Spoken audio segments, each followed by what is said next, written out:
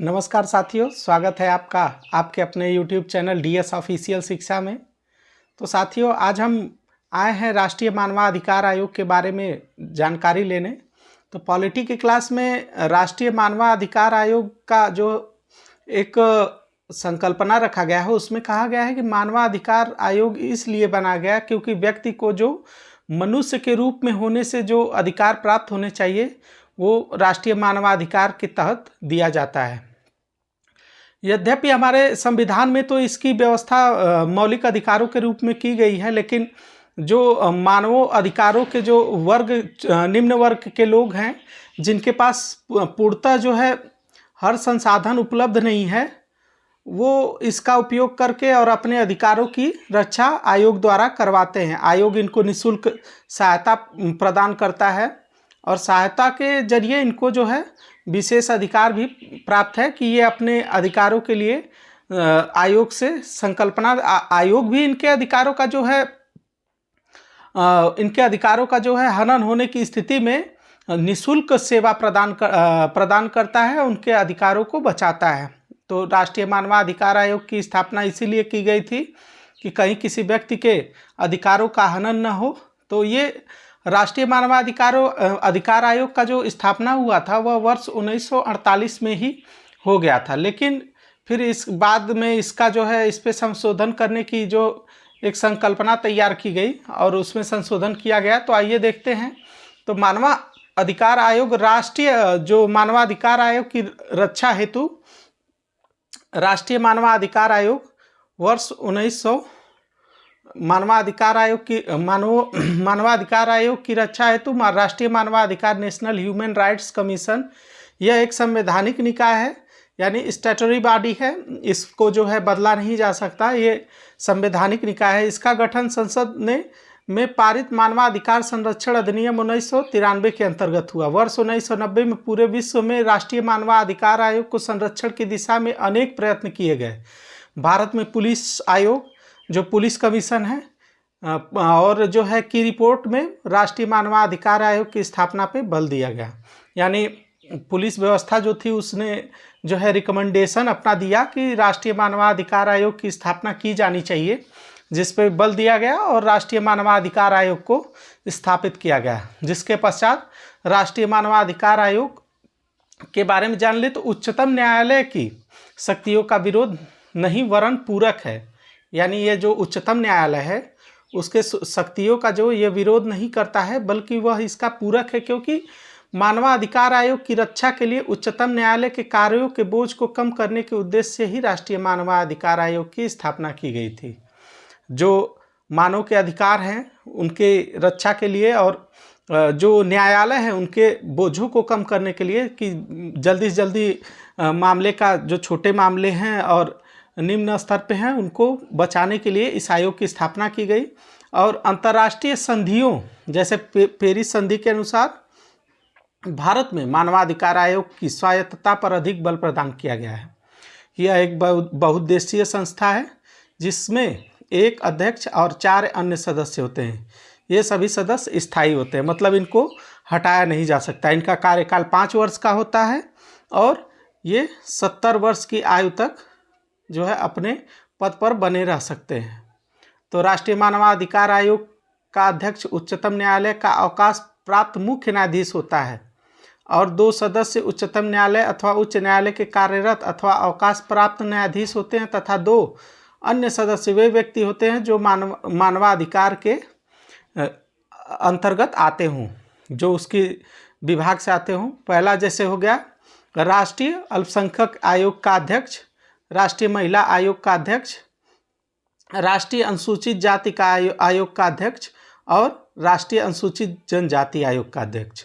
ये अध्यक्ष जो है अधिकारों के हनन के मामले में उनके कार्यों को पूर्ण करने के लिए और उनके अधिकारों की रक्षा करने के लिए ये लोग अपनी भागीदारी देते हैं और व्यक्ति के जो है कार्यों का निस्तारण जल्दी से जल्दी किया जाता है, जिससे कि जो न्यायपालिका है उस पर भी बोझ थोड़ा कम हो। और नियुक्ति की प्रक्रिया, अगर इनके नियुक्ति की प्रक्रिया की बात की जाए तो राष्ट्रीय मानवाधिकार आयोग की स्वायत्तता तथा स्वतंत्रता बनाए रखने के लिए अध्यक्ष और सदस्यों की नियुक्ति प्रधानमंत्री की अध्यक्षता वाली 6 सदस्यीय समिति के अनुशंसा पर राष्ट्रपति द्वारा किया जाता है। यानी इनका भी जो चयन करता है वो राष्ट्रपति ही करता है। और इसकी सदस्यीय जो समिति है, इसमें प्रधानमंत्री, लोकसभा में विपक्ष के नेता और गृह मंत्री और राज्यसभा के विपक्ष के नेता, फिर उसके बाद लोकसभा अध्यक्ष और छठे में है कि राज्यसभा के उपसभापति, इतने लोग जो है वोटिंग करते हैं। वोटिंग करके राष्ट्रपति को जो अपना वोटिंग का मत प्रदान करेंगे कि इनको दिया जाए, और उनके मत के अनुसार राष्ट्रपति नियुक्ति करता है। जिसके पश्चात जो है आयोग के अध्यक्षों के सदस्यों के कार्यकाल जो है अधिकतम 5 वर्ष और 70 वर्ष की उम्र तक है, इनमें से जो पहले पूरा कर सकता है। अवकाश प्राप्ति के पश्चात इन सदस्यों को संघ और राज्य सरकार की किसी सेवा के अंतर्गत नियोजित नहीं किया जा सकता। अर्थात ये जब इसका कार्यकाल पूरा कर लेंगे तो इनको राज्य सरकार या संघ सरकार में सेवा के अंतर्गत किसी भी नौकरी में इनको जो है नौकरी नहीं दी जाएगी, इनको पदमुक्त कर दिया जाएगा और पेंशनधारी बना दिया जाएगा। इसके बाद है कि आयोग के अध्यक्ष एवं सदस्यों को कि पदमुक्ति के लिए उच्चतम न्यायालय की सहमति आवश्यक है। उच्चतम न्यायालय की अनुशंसा के बाद ही अध्यक्ष अपने सदस्य और सदस्यों को पद से मुक्त कर सकता है। यानी जब तक उच्चतम न्यायालय अपनी अनुशंसा नहीं करेगा तब तक वो अपने पद से जो है पदमुक्त नहीं होंगे, वो अपने कार्य में लगातार भागीदार बने रहेंगे। कोई भी व्यक्ति मानवाधिकार के हनन की शिकायत जो है राष्ट्रीय मानवाधिकार आयोग के समक्ष कर सकता है, जिसे यानी ये किसी व्यक्ति विशेष, जाति, धर्म या किसी संप्रदाय या किसी भी व्यक्ति के लिए नहीं है। कोई भी व्यक्ति जिसे राष्ट्रीय मानवाधिकार आयोग द्वारा निस्तारित करने का प्रयत्न किया जाएगा, मतलब जो व्यक्ति अपना जो अधिकारों के हनन के मामले में जाएगा उसे राष्ट्रीय मानवाधिकार आयोग द्वारा जो है पूर्ण किया जाएगा। राष्ट्रीय मानवाधिकार आयोग का कार्य मानवाधिकारों के संदर्भ में जागरूकता पैदा करना है। मतलब इनका कार्य ये है कि अगर कोई भी जो अधिकार हैं, व्यक्ति के अधिकार हैं, जिसे राष्ट्रीय मानवाधिकार आयोग अपनी अनुशंसा में लेता है, उनको बताता है कि आपके ये अधिकार हैं और आपके अधिकारों का इस अधिकार का हनन हुआ है तो हम आपको वो अधिकार दिलाएंगे, और वो उसको दिलाने के लिए पूर्ण जो है अपने कार्य करते हैं। तो इसके पश्चात जो है कि राष्ट्रीय मानवाधिकार आयोग के कार्य संविधान के उन प्रावधानों को क्रियान्वयन करना है जिससे मानवाधिकार का उल्लेख है। मानवाधिकारों के हनन के मामले में जांच करना, यानी ये लोग जांच करते हैं और अपनी रिपोर्ट जो है सबमिट करते हैं, जिसके पश्चात इन पर कार्य किया जाता है। राष्ट्रीय मानवाधिकार आयोग मौलिक अधिकारों तथा मानव अधिकारों की रक्षा करता है तथा इनके हनन के पश्चात जांच करता है एवं आवश्यक कार्यवाही की अनुशंसा करता है। मानवाधिकार आयोग एक ऐसी संस्था है जो नागरिकों को निःशुल्क न्याय दिलाता है, यानी आपको कोई भी टैक्स, पैसा या फिर किसी प्रकार का अनुदान या किसी प्रकार का व्यय नहीं करना पड़ेगा, ये निःशुल्क न्याय है। तथा मानवाधिकार आयोग के हनन पर यह स्वतः संज्ञान लेता है, यानी किसी व्यक्ति के अधिकारों का हनन होता है तो मानवाधिकार आयोग स्वतः संज्ञान लेके उस पर कार्य कर सकता है। ऐसा नहीं है कि FIR दर्ज होगा, फिर पुलिस आएगी, फिर कोई प्रॉपर चैनल नहीं है। अगर अधिकारों का हनन हुआ है तो राष्ट्रीय मानवाधिकार आयोग इस पे कार्य कर सकता है। इफ बट की कोई बात नहीं है, कोई गुंजाइश नहीं है। जैसे किसी व्यक्ति के अधिकारों का हनन जब भी होगा तो वो इस स्थिति में राष्ट्रीय मानवाधिकार आयोग उसको अधिकार दिलाने के लिए जितने भी कार्यक्रम चलाएगा, चाहे कुछ भी किसी भी तरीके से उनके अधिकारों की रक्षा करेगा। आयोग की शक्तियों के बारे में बात कर लेते हैं तो राष्ट्रीय मानवाधिकार आयोग लोक प्रक्रिया संहिता 1908 के तहत सिविल न्यायालय की समस्त शक्तियां धारण करता है। यानी यह जो नागरिक न्यायालय होता है उसकी समस्त शक्तियां जो है राष्ट्रीय मानवाधिकार आयोग धारण करता है, या इसको कह सकते हैं कि ये एक सिविल न्यायालय का कार्य करता है। यानी सिविल न्यायालय के जितने भी शक्तियां हैं, चाहे वो अधिकारों को प्रदान करने की शक्तियां हों या फिर किसी व्यक्ति के अधिकारों के हनन के विषय में उसको न्याय दिलाने की शक्ति हो, सिविल न्यायालय की जितनी भी शक्तियां होती हैं न्यायिक विवाद होते हैं उनको ये धारण करता है, और वह पुलिस के समस्त कार्यवाहियों को रिकॉर्ड को भी मांग सकता है और किसी भी व्यक्ति को समन जारी कर सकता है। अर्थात किसी भी व्यक्ति या पुलिस से किसी भी व्यक्ति को जेल में बंद किए जाने या पकड़े जाने या किसी भी कार्यवाही, जैसे पुलिस किसी से जो है कोई सबमिट करवा रही है, कोई बयान जारी सबमिट करवा रही है, रिकॉर्ड कर रही है, तो उसकी रिकॉर्डिंग जो है राष्ट्रीय मानवाधिकार आयोग अपने पास मांगेगा उनसे। और राष्ट्रीय मानवाधिकार आयोग द्वारा कारगर निरीक्षण, बाल श्रम उन्मूलन हेतु कारखानों का निरीक्षण करना है। यानी किसी भी कारखाने में ये बिना किसी जो है रोक टोक के उसकी जांच कर सकते हैं कि इस कारखाने में कोई का जो कार्य निरीक्षण का, जैसे कोई बाल श्रम मजदूर नहीं न काम कर रहा है, या फिर कोई बालक ऐसा नहीं न है जो अल्पायु का है, उसके पढ़ने लिखने का उम्र है और वो काम कर रहा है, तो इसकी भी जांच करता है। जिनमें मानवाधिकारों के हनन की संभावना होती है का कार्य भी किया जाता है। यानी जितने भी, चाहे कोई भी हो, कोई भी संस्था हो, चाहे वो कुछ भी हो, अगर जहाँ बालकों के मानवाधिकार आयोग या किसी भी प्रकार के मौलिक अधिकारों का हनन होता है तो वो इसकी राष्ट्रीय मानवाधिकार आयोग इसका पूर्णतः जांच करता है। आयोग का प्रधान कार्यालय दिल्ली में स्थित है, दिल्ली में इसका कार्यालय स्थित है, तथा वह भारत के अन्य स्थानों पर भी अपने कार्यालय खोल सकता है।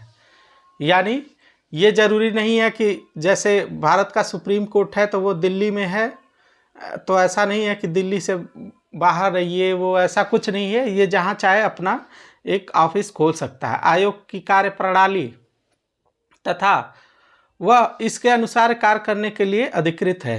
तो आयोग की जो अपनी कार्य प्रणाली है उसके अनुसार वह कार्य कर सकता है। आयोग के पास मानवाधिकार के उल्लंघन के संबंध में शिकायत की जांच हेतु स्वयं जांच दल है।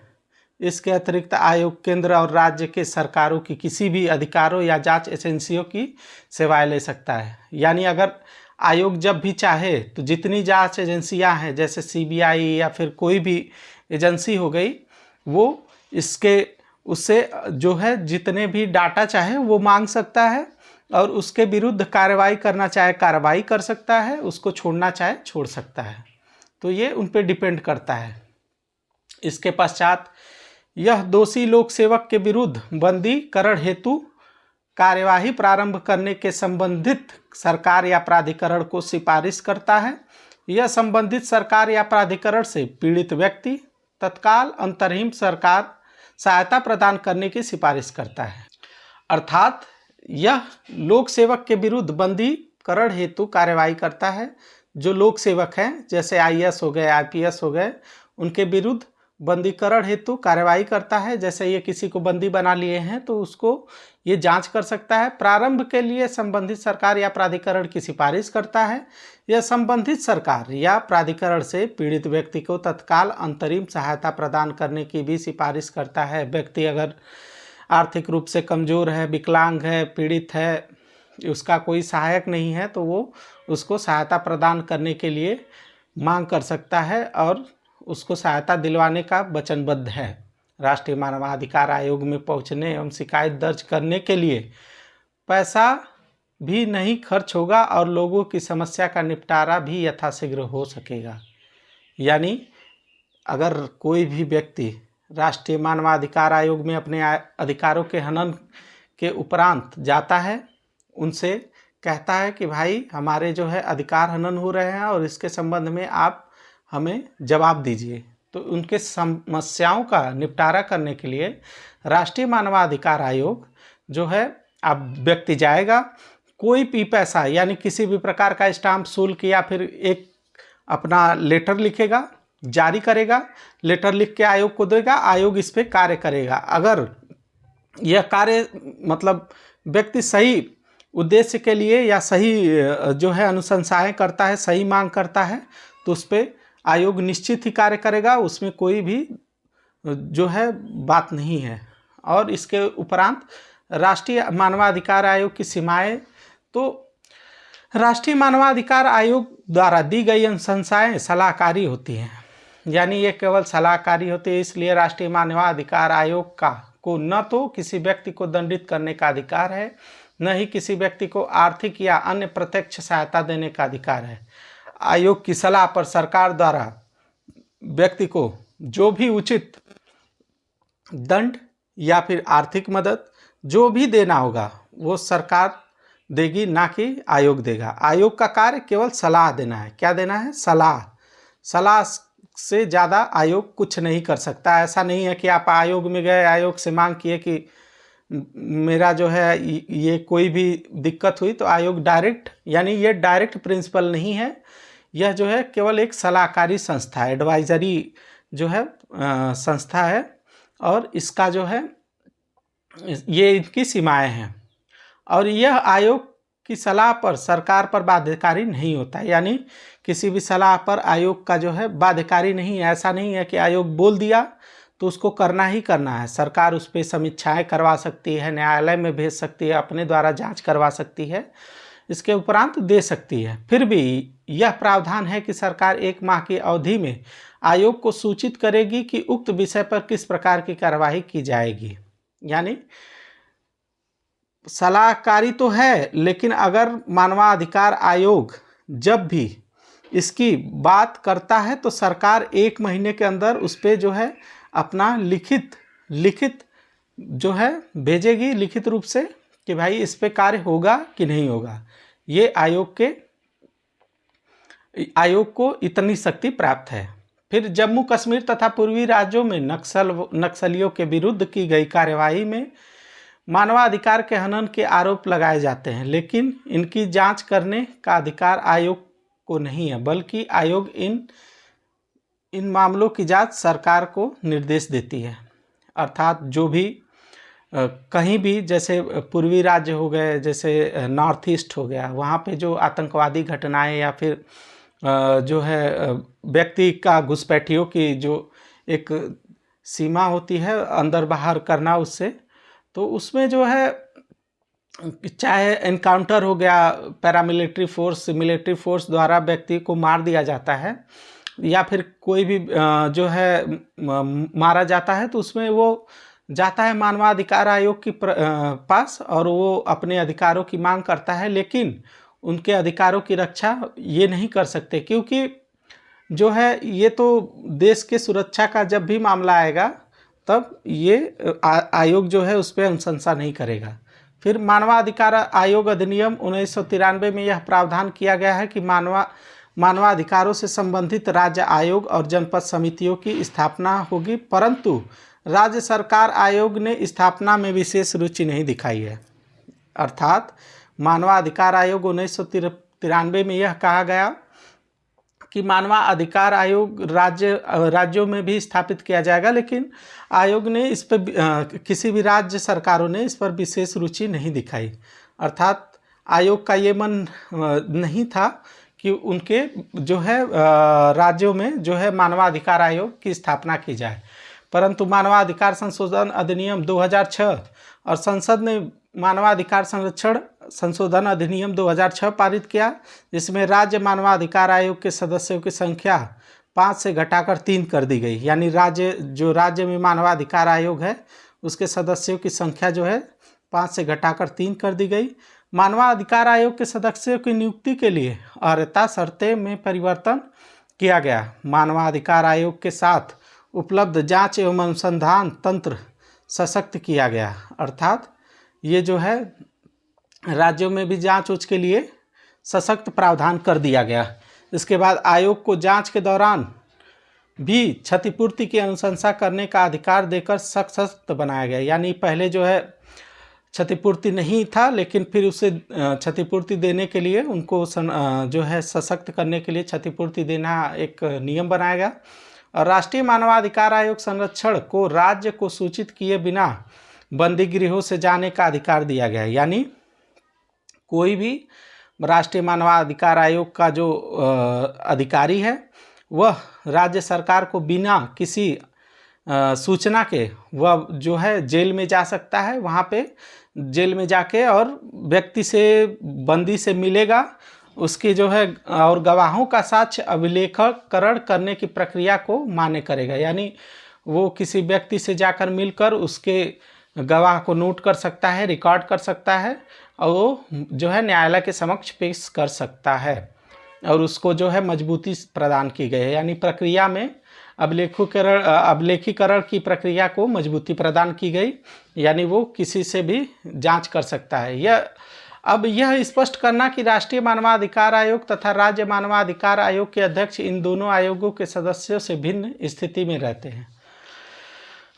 अब जो है ये भी करना बहुत मुश्किल हो गया कि राष्ट्रीय मानवाधिकार आयोग और राज्य मानवाधिकार आयोग के सदस्य में दोनों में भिन्नता की स्थिति रखते हैं, जिसके पश्चात जो है राष्ट्रीय मानवाधिकार आयोग को इस योग्य बनाना कि वह अपने पास की शिकायतों संबंधित राज्य मानवाधिकार आयोग को स्थानांतरित कर सके तथा व्यवस्था करना कि राष्ट्रीय अनुसूचित जाति के अध्यक्ष तथा अनुसूचित जनजाति के आयोग के अध्यक्ष की राष्ट्रीय जो है मेल मिलाप किया जाए। यानी उनसे जो राष्ट्रीय अध्यक्ष हैं उनसे भी ये जांच की बात की जा सकती है, उनसे डायरेक्ट जो है अनुशंसा की जा सकती है। मानवाधिकार आयोग के सदस्य होंगे जो केंद्र सरकार को भविष्य के किसी अंतर्राष्ट्रीय प्रतिज्ञा पत्रों तथा परंपराओं की अधिसूचित करने योग्य बनाना जिन पर अधिनियम लागू होता है, तथा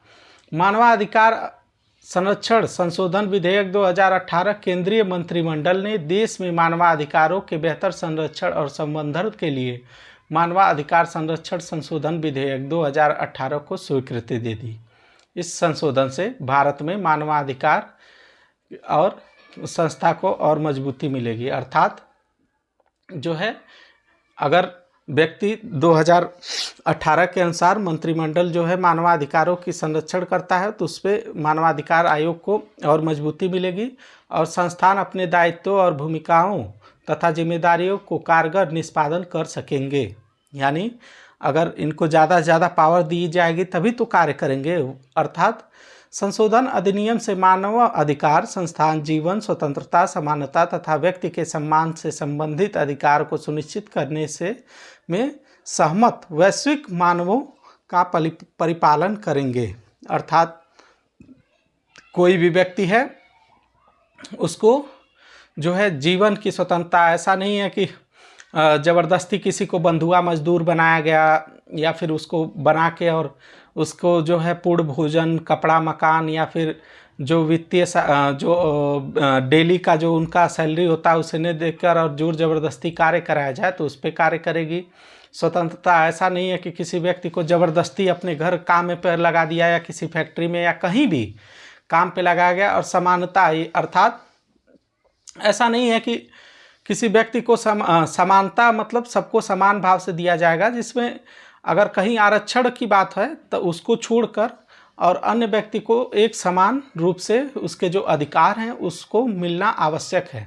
और इसके पश्चात जो है व्यक्ति के सम्मान से संबंधित अधिकारों को सुनिश्चित करने का मतलब व्यक्ति को जो जीवन जी रहा है व्यक्ति उसमें उसको पूर्ण सम्मान मिले, ऐसा जो है जो वैश्विक रूप से मान्य है उस परिकल्पनाओं को धारण करते हुए मानवाधिकार आयोग उसको दिलाने की पूर्ण कोशिश करेगा। जिसके मानवाधिकार संरक्षण अधिनियम 1993 ने केवल केंद्र में अपितु राज्य में मानवाधिकार आयोग की स्थापना का प्रावधान करता है। राज्य मानवाधिकार आयोग केवल उन्हीं मामलों में मानवाधिकार के उल्लंघन की जांच कर सकता है जो संविधान की राज्य सूची 2 एवं समवर्ती सूची 2 के अंतर्गत आते हैं। आयोग की संरचना राज्य मानवाधिकार आयोग एवं बहुसदस्यीय निकाय है जिनमें एक अध्यक्ष तथा 2 अन्य सदस्य होते हैं। पहले इनकी संख्या 5 थी राज्यों में, जो कि अब 3 रह गई है। और राज्य जो है इन पे बहुत ज़्यादा अपना फोकस नहीं दिखाते हैं, इसलिए राज्यों में जो है राज्य मानवाधिकार आयोग बहुत ही ज़्यादा सफल नहीं है, लेकिन फिर भी कई राज्यों में देखने को मिलता है। और इस आयोग का अध्यक्ष उच्च न्यायालय का सेवानिवृत्त यानी राज्य मानवाधिकार आयोग का जो अध्यक्ष होगा वो राज्य उच्च न्यायालय की सेवानिवृत्त मुख्य न्यायाधीश तथा सदस्य उच्च न्यायालय का सेवानिवृत्त जो है कार्यरत न्यायाधीश होगा। राज्य के जिला न्यायालय का कोई न्यायाधीश जिसे 7 वर्ष का अनुभव हो या कोई ऐसा व्यक्ति जिसे मानवाधिकार के अधिकारों के बारे में विशेष अनुभव हो, वे सभी इस आयोग के सदस्य बन सकते हैं। इस आयोग के अध्यक्ष एवं सदस्यों की नियुक्ति राज्यपाल एक समिति की अनुशंसा पर, इस समिति का प्रमुख राज्य का मुख्यमंत्री होता है। अर्थात जिस प्रकार केंद्र में राष्ट्रपति जो है मानवाधिकार आयोग के सदस्यों की नियुक्ति करता है, जिसके सदस्य 5 होते हैं, उसी प्रकार राज्य मानवाधिकार आयोग में राज्यों में राज्यपाल जो है मुख्यमंत्री और उनके अन्य सदस्यों की सलाह पर ऐसे जो है मानवाधिकार आयोग के सदस्यों एवं अध्यक्षों की नियुक्ति करेंगे जो मुख्यमंत्री द्वारा अनुशंसा की गई है। इसके पश्चात आयोग के अध्यक्ष एवं सदस्यों का कार्यकाल 5 वर्ष या 70 वर्ष की आयु दोनों में से जो पहले पूर्ण हो तक होगी। यानी आयोग के जो अध्यक्ष हैं, सदस्य हैं, उनका कार्यकाल 5 वर्ष या 70 वर्ष की आयु तक होगा। जो भी पहले पूर्ण हो, मतलब या तो वो 5 वर्ष की पूरा कर ले, जैसे व्यक्ति है 50 साल का है, 60 साल में उसका 5 वर्ष पूरा हो गया तो वो तब रिटायरमेंट हो जाएगा। या फिर व्यक्ति मान लीजिए 65 का है या फिर 77 का है, 67 ईयर्स का है और वह अगर 70 साल की आयु पूरा कर लेता है तो उसे रिटायरमेंट दे दिया जाएगा, उसका 5 साल का इंतजार नहीं किया जाएगा। इसके अतिरिक्त एक सदस्य के रूप में राज्य उच्च न्यायालय के मुख्य न्यायाधीश से परामर्श के बाद उच्च न्यायालय के एक कार्यरत न्यायाधीश या जिला न्यायालय के एक कार्यरत न्यायाधीश को राज्य मानवाधिकार आयोग में नियुक्त करता है। अर्थात ये जो है, जो भी है, इसके अतिरिक्त जो भी राज्य उच्च न्यायालय के जो सदस्य होंगे ये इनके द्वारा नियुक्त किए जाएंगे। इसके बाद जो है राज्य मानवाधिकार आयोग के अध्यक्ष एवं सदस्यों की नियुक्ति राज्यपाल करते हैं, परंतु उनको कर सकते हैं न कि राज्यपाल। अर्थात जो है इसके आयोग के अध्यक्ष जो होते हैं राज्यपाल द्वारा चुने जाते हैं, नियुक्त किए जाते हैं। पदमुक्त केवल राष्ट्रपति इन्हें उसी आधार पर उनके पद से हटा सकते हैं जिस प्रकार वे राष्ट्रीय मानवाधिकार, अर्थात राज्य में राज्यपाल केवल नियुक्ति करेगा लेकिन उनको हटाने की शक्ति राज्यपाल को नहीं है, उनको हटाने की शक्ति राष्ट्रपति को ही प्रदान की गई है। अर्थात नियुक्ति राज्यपाल द्वारा किया जाएगा और हटाने की प्रक्रिया राष्ट्रपति द्वारा पूर्ण की जाएगी। अध्यक्ष एवं सदस्यों को हटाते हैं, यानी जिस प्रकार वे राष्ट्रीय मानवाधिकार आयोग के अध्यक्ष एवं सदस्यों को हटाते हैं, राज्य मानवाधिकार आयोग के अध्यक्ष एवं सदस्यों के वेतन भत्तों एवं अन्य शर्तों का निर्धारण राज्य सरकार करती है, लेकिन इनके कार्यकाल के दौरान इनमें किसी भी प्रकार का अलाभकारी परिवर्तन नहीं किया जा सकता। अर्थात किसी भी प्रकार की कटौती नहीं की जाएगी जब तक वो अपने पद पर हैं। इसके पश्चात जो है आयोग के कार्य मानवाधिकारों के उल्लंघन की जांच करना अथवा किसी लोक सेवक के समक्ष प्रस्तुत मानवाधिकार के उल्लंघन की प्रार्थना जिसकी वह अवहेलना करता है की जांच स्वप्रेरणा तथा न्यायालय के आदेश से करना, यानी वह अपनी स्वयं की प्रेरणा से या फिर न्यायालय के आदेश से कार्य करेगा। राज्य मानवाधिकार आयोग न्यायालय में लंबित किसी मानवाधिकार से संबंधित कार्यवाही में हस्तक्षेप करना, कारागार तथा बंदी गृहों की स्थिति का अध्ययन करना व इस बारे में सिफारिश करना, मानवाधिकार की रक्षा हेतु बनाए गए जितने भी नियम कानून हैं उनका पालन करवाना है। इसके उपरांत आयोग की कार्यप्रणाली, आयोग को अपने कार्यों को संपन्न करने के लिए व्यापक शक्तियाँ प्रदान की गई हैं। इसमें दीवानी न्यायालय की समस्त शक्तियाँ प्राप्त होती हैं तथा यह उसी के समान अपनी कार्यवाही को संपन्न करता है। यह किसी मामले की सुनवाई के लिए राज्य सरकार या किसी अधीनस्थ प्राधिकारी को निर्देश दे सकता है। आयोग किसी मामले की जांच के दौरान अथवा उपरांत लिखित कदम उठा सकता है। पहला, पीड़ित व्यक्ति को क्षतिपूर्ति या नुकसान के भुगतान के लिए संबंधित सरकार या प्राधिकरण से सिफारिश कर सकता है। यह सिफारिश कर सकता है, मानना न मानना ये जो है राज्य सरकार या फिर जो है इस पे न्यायालय पे डिपेंड करता है, लेकिन राज्य सरकार वही है कि 1 महीने के अंदर इनको लिखित रूप से देगा कि हम इनकी अनुशंसाओं को मान रहे हैं या नहीं मान रहे हैं, इनके अधिकारों के उल्लंघन के मामले में हम इनको जो है संरक्षण प्रदान कर रहे हैं या नहीं कर रहे हैं, ये सब जो है आयोग के सदस्य द्वारा किया जाएगा।